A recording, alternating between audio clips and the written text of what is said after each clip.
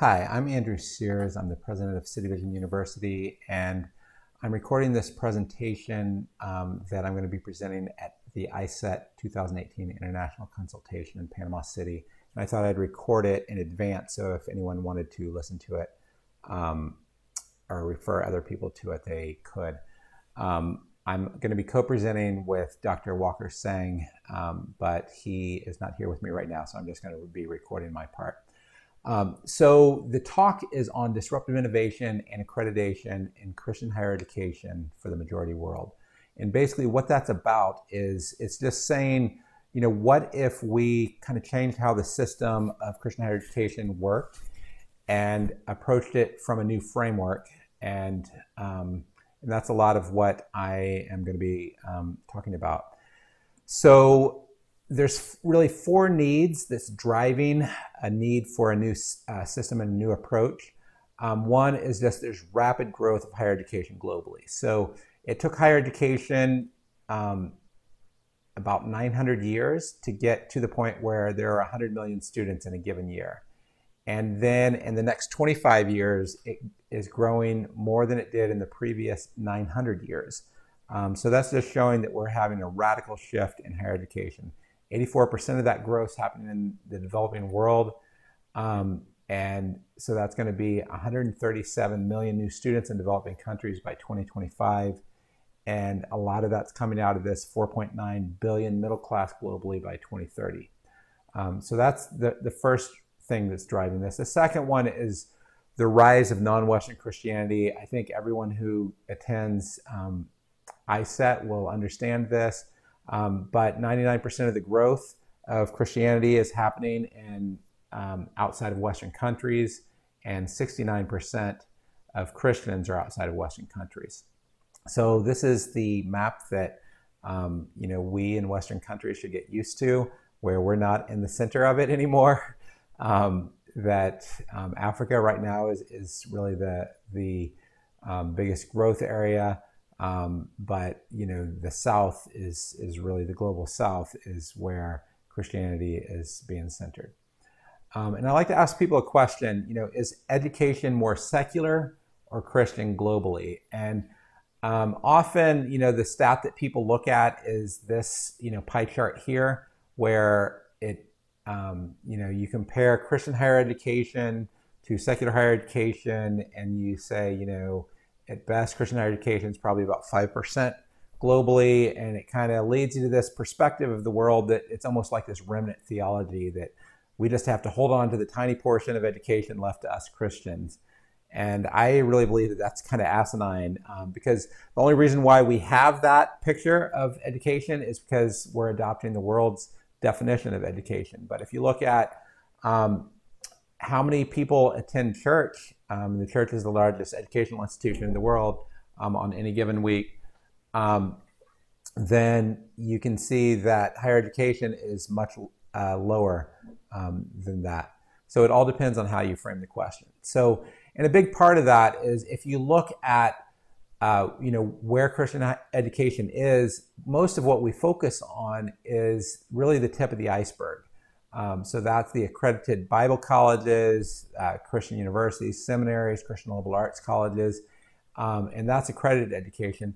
But the majority of Christian education is below the surface that you can't see. So, and there's two categories. One is non-traditional but accreditable education, and that's growing dramatically. So these are tens of thousands of Bible institutes and ministry training programs and correspondence and continuing ed and alternative education and professional and ministry experience.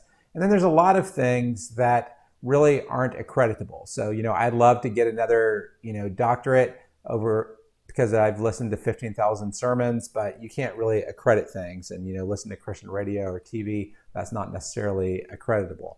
It's great education, but it isn't going to be able to be accreditable. So another way of looking at this is to actually create an industry map, and that's what I've done in this next slide. I'm not going to go into all the detail, but there's associations that are supporting this accredited higher education, but there's also a lot of other things that are in this non-traditional but accreditable education. So as I mentioned, Bible institutes, missions agencies, but then there's also a lot of free and open Christian courses.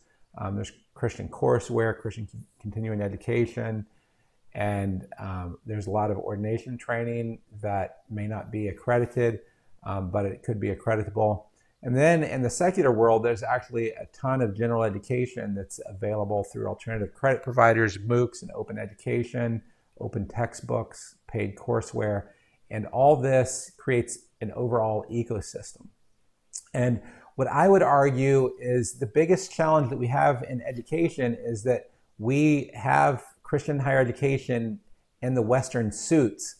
And really, this is kind of like what they used to do in, the bad missionary model, where the first thing you did was you got the missionaries or you got the natives to wear suits like you, and therefore, you've made them like Christians, right? And you can tell in these pictures how happy they look in these pictures to be wearing the Western clothes. I think right now we can't expect the majority world to wear the suits of Western accreditation, but there still needs to be appropriate standards and signals. And I think that the differences really are around what are the standards that are applied in higher education that I would say is culturally dominated by the West versus tertiary education or vocational education. So let me explain what that really looks like. So traditional monolithic bundled degrees today in Western accreditation is really like this Tonka truck. It's all one thing. And, I have young boys, so I think in these terms, but you can't really take it apart. But the new model of accreditation is more like Legos. So you have unbundled education, so MOOCs and courseware that makes up Lego blocks. And then you have unbundled qualifications and alternative credit programs. And those are like Lego kits. And believe me, that's where the money is on Legos, because I put a lot of money on those Lego kits. But if you get enough Lego kits, then you can create these Lego cities that are kind of like modular degrees and universities. And ultimately, I think this is the way we need to be thinking about building accreditation in the future. So another way of thinking about this is products that you may be familiar with. They're called vertically integrated versus horizontally modular products. So vertically integrated products, generally there's one provider and it's expensive, but it's also seamless. So, the iPhone, it's quote, Steve Jobs always said, it just works. And same thing with the Mac. And to a certain extent, that's how traditional university degrees are. But they're expensive, but you're well taken care of, right? But horizontally modular products have multiple providers. They're much more affordable and diverse. Android, smartphones, and Windows, and I would say unbundled qualifications and awards. And one thing that I think is important to look at, there's a lot of people in Western companies that would, say iPhone versus Android, and they would just universally say that iPhone is superior, and we should just always go with the iPhone, just like we should always go with the traditional Western university degrees. But if you look at, in the majority world, where's the dominance? Android has 80 to 90% market share, and the iPhone has less than 10% market share. And I think that that's actually reflective of how education is happening globally too. So I'm going to show this in another way, is this picture here of a vertically integrated university. So you always say that you have the head, the heart, and the hands, and the three of them need to come together, and then you add that and you get a degree. So all four of those things are coming from one group, and often the challenge is that sometimes the people who are good at educating the head aren't that good at educating the heart or the hand. And ultimately, there's an alternative way to do this, is you can unbundle it and have different components provided by different groups. So that's what the unbundled university would be, where you have competition for knowledge. I had a friend who was at Harvard, and he said, I'm taking calculus and paying crazy tuition for my calculus course, but I skip all the instruction and I just use Khan Academy, and I'm watching the videos on there because it's a lot better than what I'd get from my instructor. So increasingly, you're seeing instructors competing with these, online sources. And, a lot of people think that, oh, you could never compete. But the reality is that a lot of these MOOCs and online courses aren't that different from books. It's just they're providing a little bit more of the components to help the students. Then the next part is really the metacognition and skills, and that's how it all fits together, but it also could be, you know, the hands. And what's important to recognize here is a lot of times that's really where the faculty shine. But one major thing is the faculty's role is being broken into 4 parts. And this is actually really important because for people in majority world where you might be trying to create a graduate program and you might have a shortage of PhDs, what it does is it allows you to have a fewer number of credentialed faculty, and you might have them online. And then you can have others that are at this other level, the transformative experience, that are local coaches, and they don't have to be credentialed. So, you know, there's a lot of pastors who are going to be best in the world at transformative experience, but they may not have the credentials you need, and you still can use them if you essentially unbundle it. So you have these different tiers. So you might have some Christian courseware that you're using for one tier, and then you have credentialed online faculty. And then you have someone who's much more senior, might have a doctorate, that's going to be your Christian worldview program designer. And then you can have local coaches that are good at changing people's lives. And all 4 of them make up what used to be a bundled faculty, where they had to do, you know, all the things. And then there's other things where you have, you know, church and ministry micro campuses, you have small groups or study groups and mentoring. And then you have other ways beyond just the degree. You can get vocational qualifications, you can get industry certification, ordination, and top-up degrees. And all that together, you know, if you just left that unbundled, that wouldn't be very interesting. But what the university does is it is essentially a systems integrator, and it's rebundling things and putting it all together in new ways. And I'll talk a little bit about how City Vision University is doing that. So, you know, one question is why now, and even how does technology relate to this? And, you know, I use the term disruptive innovation. Well, what technology is doing is it's enabling centralized record keeping needed to document alternative education. So there's several examples where this has happened. Many of you have probably heard of Hernando de Soto. He wrote a book where he talked about dead capital. And he said that he estimated $9.3 trillion worth of capital that the poor own, but it's not documented anywhere. They can't show that they own their house, so they can't get a loan. And they can't show that they own, you know, a lot of other things. And if all you did was you just documented the capital that the poor already have, then that would amount to $9.3 trillion which then could be used to give them access to a lot more money than they get from all the government aid in the world. Another example of this is the new identification system in India. There's 400 million people in India that had no identification, and they basically couldn't effectively receive government aid, or they couldn't effectively interact with government bureaucracy. And they just created a technological system to track this. And to a certain extent, that's the way some of you probably are with your students, where you know you have probably 2,000 students, but it could be 1,000 and you're not sure because you haven't been able to track them. And YWAM's a good example of this. You know, they have, I don't know, 15, maybe 25,000 students globally in 130 countries. And they just recently put all their students in one common student information system. And that opens them up to a lot more options for accreditation. And I would say that a lot of this accreditation, a lot of this education, especially that Christians are doing, is in the same category. It's undocumented alternative education. And I would argue that there's trillions of dollars of lost value.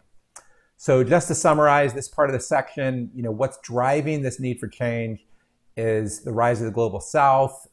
You know, one thing I didn't talk about that much is there's a dramatic increase in bivocational pastors globally, and it can be really helpful if a pastor has, you know, a degree, a Bible degree or a seminary degree, if there's government recognition, because then they could add on a degree, do a top-up year, or get a degree in business or some second vocation that's going to increase their ability to earn.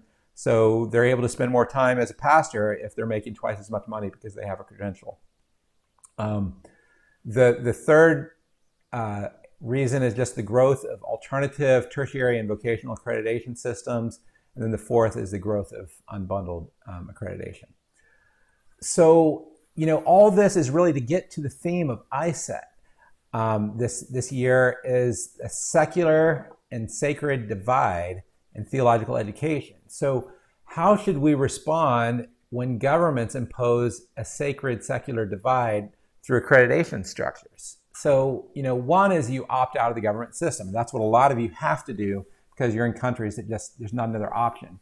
But the challenge is that graduates have an unrecognized credential where they're locked out of much of the economy. If they're bivocational, they are not considered to have a degree. The second is to participate in a government system that would secularize you. And a lot of you have opted out of that. And the third, and I think this is a new option that's emerging, is to be wise as serpents. And what you do is you replicate the innovation of multinational corporations. So, Apple will, source their product from 30 different countries, and they'll build parts of it in whatever, part of the world that makes sense. That's not how we need to, that is how we need to start thinking about how we organize our degrees now. And that way we're able to get more people recognize credentials that ultimately will decrease the sacred to secular divide. So, I use this diagram to kind of show that. This is what governments try to do with theological education. They say, okay, you can have your secular degrees that have recognized accreditation, but there's this big barrier that they put up. And then you can have your sacred degrees where you have your theological degrees, but you have unrecognized accreditation. Now, there's some countries that are fortunate enough, like the US and a few other countries, where you can have recognized theological degrees, but a lot of countries that's not possible. And ultimately, what you have is you have alternate accreditation paths where you do like Apple does, and you put parts of your degree in one country, parts of it in another country, and suddenly you're globally recognized.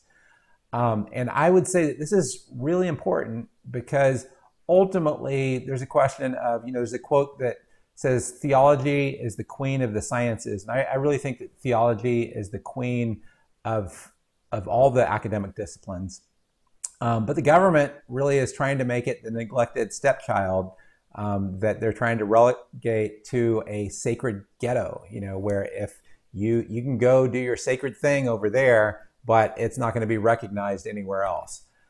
And that's really what the second part of my presentation is about, is how do we create models of alternative accreditation and paths, and especially around transnational education. Now, if I had to summarize what's my thesis, it's that by having more tools to partner transnationally and to look at alternative education, it will dramatically strengthen theological education. And this left diagram is what, is a way you could do hierarchy-based partnerships. And you have a hub, and you have different networks that come from that hub, and this could be viewed as ICETE 1.0. But another way to do things would be more network-based partnership. And I would say there's another way, and I think that ICETE 2.0 is enabling. How do you enable these types of partnerships? And I'm going to show some examples of what this would look like. And how we as one institution have connected, instead of through a hierarchy of networks, we have connected to other institutions in a ton of different ways. So, and I want to talk a little bit, what I mean by transnational education, and I want to contrast it to international students. So international student education relocates students from one country to another.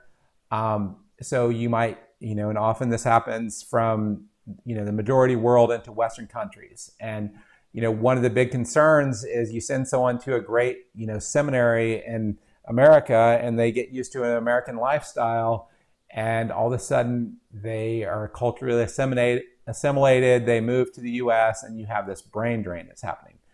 But what's happening is demand is slowing due to the high cost. And also the majority world is getting better and better, and their capacity is increasing. So international student education is contrasted to transnational education, where it's actually delivered in another country other than the country where the awarding organization is based, or the organization giving the degree. So typically that would be without relocating the student, and demand for that is growing. So let me show you the three big models for transnational education, and then I'm going to go into a little bit more beyond that. But you know, the biggest traditional model has been the physical campus. So you'll have a branch campus. So you might have Wheaton, and they create a campus in South Africa, or a studying center, or they might fly in faculty. They don't create a whole campus, but they'll fly in faculty and fly in a group of students. So that's this top area, physical presence. Then the other one is distance delivery. So this is no physical presence, it's going to be online. And then the third would be some sort of local delivery partnership, where you might do franchising, validation, licensing. And so this is modeled out of UK data, but the average price of international branch campus, and this would be the price to the students in the majority world, is around $2,500. That's the most expensive per student per year. Distance learning is about $2,000, and this twinning or the franchise is really where things really start to get affordable, because there you're offering a UK degree or award for around £500 per student per year. So that's one way of viewing things. The other way is just saying, how big are these various markets? So the franchise and joint degrees is 44%. There's another one that's transnational assessment, where you essentially are just training people to pass a test that might be offered in the UK or somewhere else. That's 25%. Distance education, online education, including with blended with online, that's 20%. Overseas campus is 8%. So part of the reason why I share this is really the UK's view on things, but they are a good, accurate estimate of what's happening in the world. So I think that ICETE 2.0 would largely look like this. A significant portion of the partnerships would look like this. It would look like, okay, there's a lot of franchising, a lot of joint degrees, a lot of this validation that's happening, and transnational assessments, and then online. So what I'm going to do is go into some of the specifics of models. So one model is ICETE affiliate accreditation. So if you're a theological educator, you have this toolkit, and I'm going to go through each of these. So you could have ICETE affiliate accreditation, you could have articulation agreements, you could work with national vocational qualifications, transnational validation, prior learning portfolios, and MOOCs, coaching, standardized exams. And again, the problem that I would say that we're trying to solve is it's secular sacred divide. It's the fact that what happens if you're having a hard time because your government won't recognize your degrees. How do you handle that? How do you partner internationally? So I'm going to talk about how we've actually worked on several of these models, but also contrast that with ICETE. Now, one model is you might have an ICETE affiliated institution, so it might be an ATA accredited, but it's not government recognized, and they get a bachelor's degree, and then that student comes to the US, they get a graduate degree, and then suddenly, because they have a master's degree from the US and they go back to China or Korea or someplace, that's a government recognized degree. And the strength of this is that the accreditation is managed by Christians.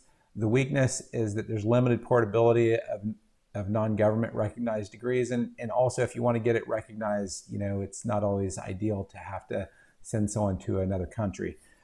And that can be costly. So I mean, there's a lot of other ways that ICETE is being used, but I'm using this as an example of how ICETE affiliate institutions can try to get a government recognized credential.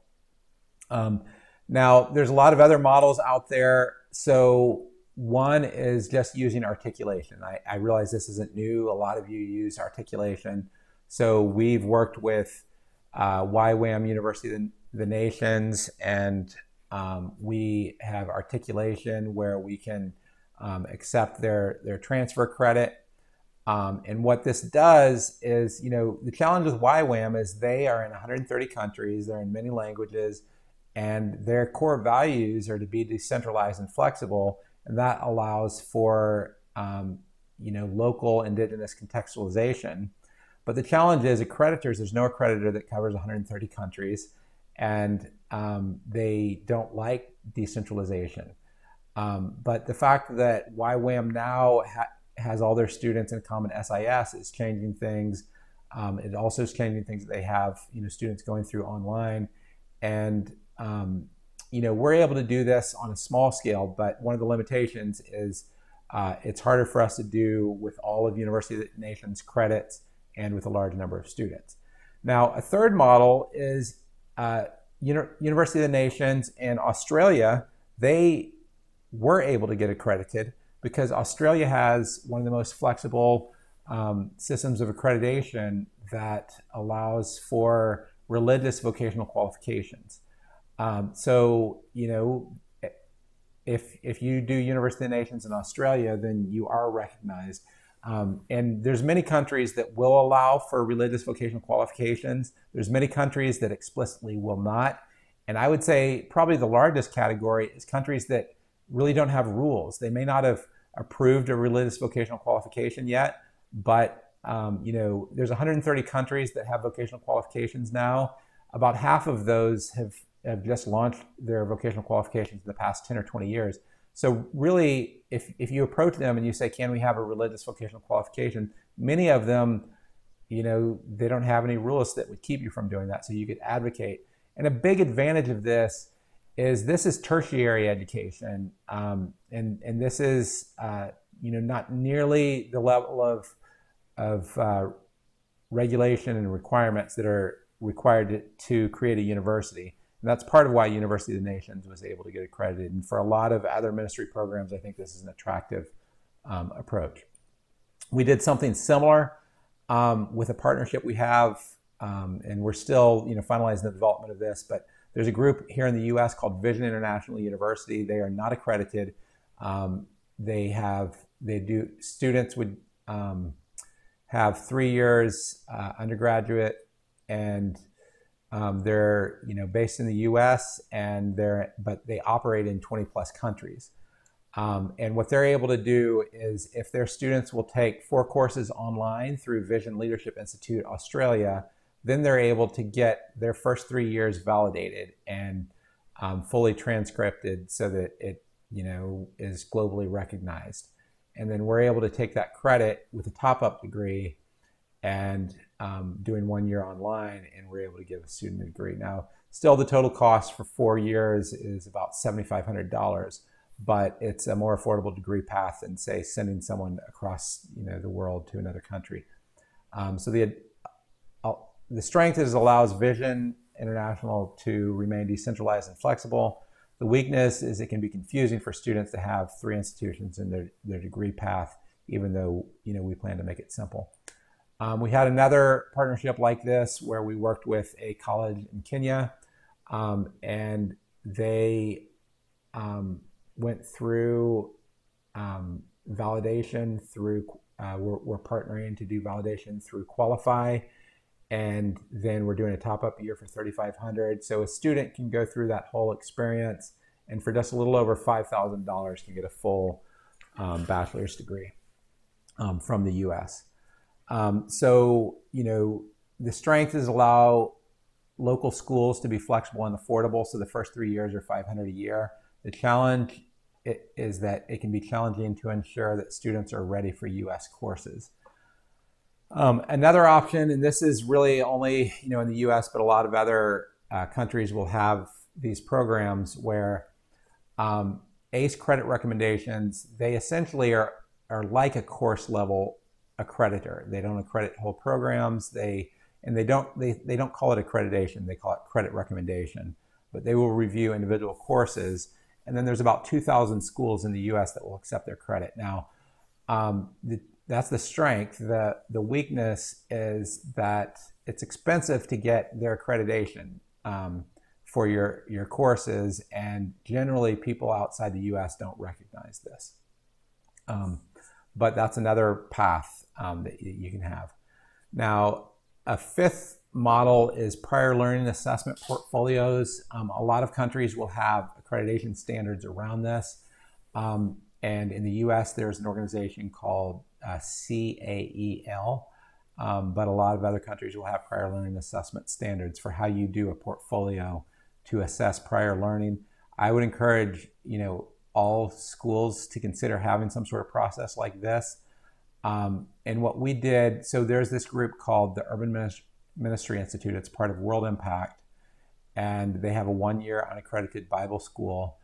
And it needs to be unaccredited because they have a lot of non-credentialed group leaders. So a lot of their group leaders are in prisons, and they're not people coming to visit the prison, they're prisoners in the prisons. And they don't have degrees, and they're able to get in a lot of places that other people wouldn't for their Bible school. So what we did first is we went through a prior learning assessment for one student, and then after that we created an articulation agreement. But for other students, we can go and use prior learning assessment too. Now, the latest model is we're partnering with a group called Third Millennium. They invested over $34 million in creating a world-class seminary. They got some of the best instructors in the world to create really high-quality videos and study guides and other materials. They've reached over 100,000 students in over 100 countries. They've translated their stuff into more than 10 languages. And what we do is students can go through all their courses completely free. And then all they need to do is complete the study guide, which takes a significant amount of work, and then pass the exam. And then they can go do their online degree through City Vision. Actually, the amount there listed is incorrect. I think it's going to be $3,000 for the year. And then the student would get US recognized accreditation. So the strength of it is it combines the scale and affordability. It's hard to beat free of MOOCs with accredited degrees. The challenge has been both the MOOC and degree program need to be designed to fit together. So we've worked specifically with Third Millennium to make that a possibility. We did that also with another, this is a secular general education provider.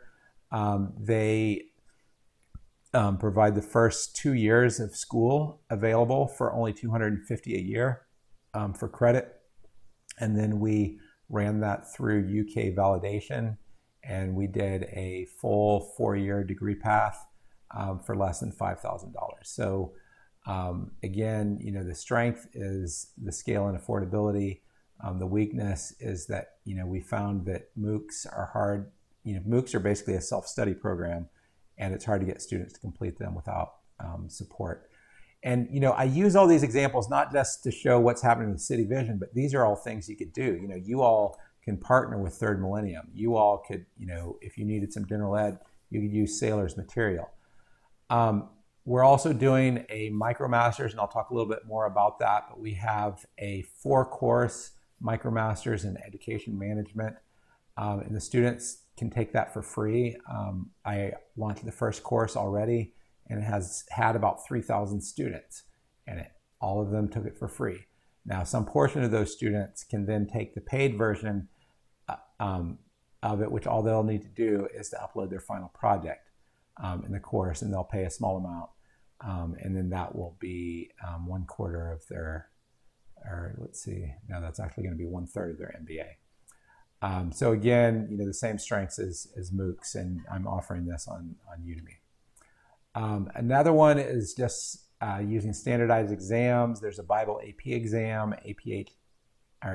ABHE has exams that are really mainly used for entrance, but they could also be used potentially for demonstrating knowledge. And then, in the US, we have standardized exams with some of these abbreviations, AP, CLEP, but a lot of other countries, the most global is the International Baccalaureate, the IB.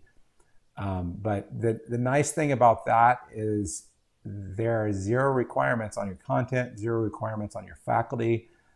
Anyone, they're not necessarily faculty, but anyone can help you get the students to pass as long as they pass the exam. But the limitation is that these generally only cover a limited number of topics, and especially in theological degrees, it's better at showing knowledge, but not as good at showing other forms of mastery. And then the last one, I think that's actually is one of the most important, is that we are doing some partnerships where we'll partner with institutions that will provide local coaching to their students, and they may not have a bunch of credentialed faculty, but they're really good at bringing life change to students. So what we do is the students then upload their assignments to our online program, and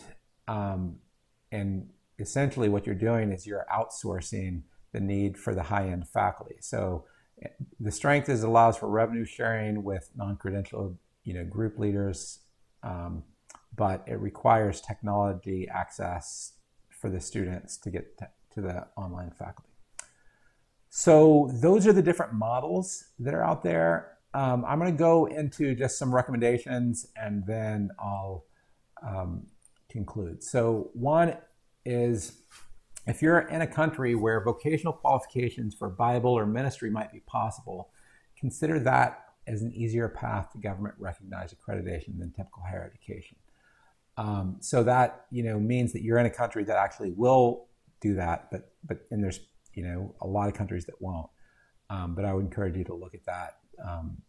There's some countries, South Africa, I think is supportive, and Australia, and some other countries. The second recommendation, if government recognized accreditation would be helpful, but it's not viable in your country because your government, is either hostile or just, won't work with theological accredited programs, then you can consider transnational validation and top-up partners. And I described that model earlier. A third is that you could consider building part of your programs using free resources like MOOCs and Third Millennium. So, you may have really good faculty teaching some topics, but you may have, hermeneutics or some other, topic that you would like to offer, but you don't have a faculty that could teach that. And Third Millennium can, you could just have your students take those videos, complete the assessments, and then, get the credit. And then the fourth is you can use online faculty to meet requirements for credentialed faculty, and then you provide uncredentialed coaches locally. This is especially for graduate programs where it can be difficult to get PhDs. So it could help you and offer graduate programs. So that would be general recommendations. Then, if you're unaccredited, but you would like for your program to be designed to be friendly to some of these alternative accreditation paths, here's some recommendations. So one is you need to have a student information system and a learning management system. At the end of the day, accreditors are really what they're like as accountants, and they just need a paper trail. So if you ever try to get reimbursed for something and you don't have a receipt, or you get audited and you don't have a paper trail, you're in trouble. And what the student information system and the learning management system does is it provides that. So the second, and I'm sure most of you realize that, you have to have really strong program outcomes. So that would be like for your degree, then strong course level outcomes that then map to those, and then syllabi. And usually what I do whenever I'm doing this is I'll look at, what are the best programs I know out there that are going to be similar to mine. I'm going to look at their program level outcomes, and I'll do the same thing for the courses. I'll look at, what are the courses. And accreditors like to see things that look similar. If you decide that you're going to write your outcomes, most outcomes are usually, maybe 5 or 8 bullet points, and, 1 sentence per bullet point. You're going to write your outcomes as 3 separate pages in paragraph form. That's going to be problematic because accreditors, even if you're meeting the need for outcomes, it's not going to look like the others. I would strongly recommend estimating the hours to complete each course. The U.S. uses something, and even though this is an archaic standard, it can still be helpful. The U.S. uses something called Carnegie Hour, where it's 45 hours typically in class or lecture, and 90 hours of reading and study equals a 3 U.S. credit course. If you can just show the study hours, that's going to help you translate internationally. So the UK has a different system. The European Union has a different system. But often the way that you translate between these systems is you can get the total hours. So if you have, okay, I have 8 weeks in this course or 16 weeks in this course, then you can say, each week they have this many hours in class, this many hours of reading, and this many hours of study. And then that way it will help increase your international portability.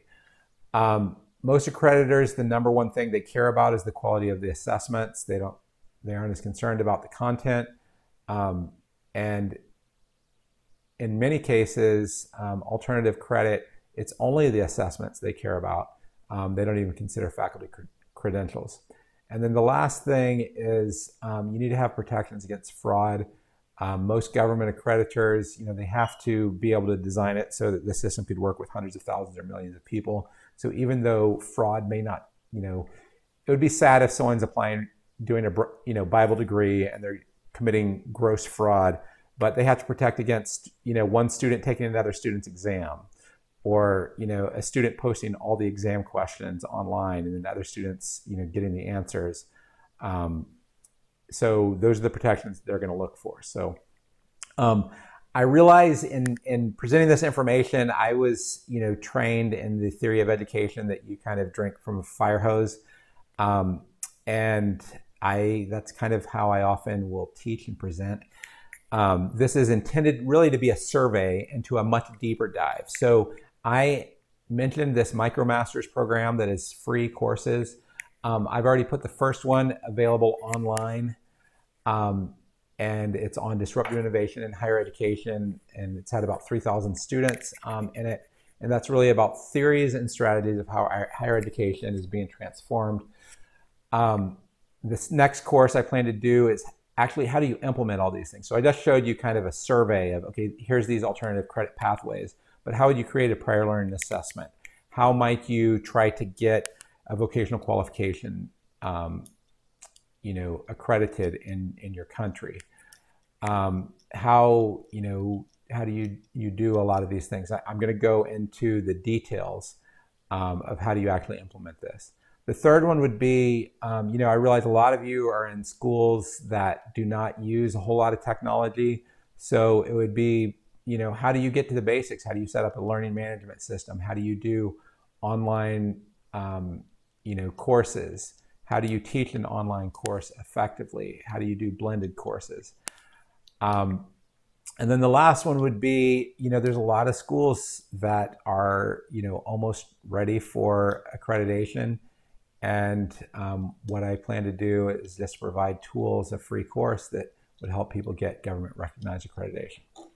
So you may ask, where do you get these courses? Well, there's a group that I helped co-found with a bunch of other Christian leaders called the Christian Higher Education Innovation Alliance. So if you like some of what I'm sharing here, we have a ton more on there. We have the first course that's there. We have a lot of webinars where we cover topics similar to this. We have an email list that's very active where people are sharing the latest innovations in this space.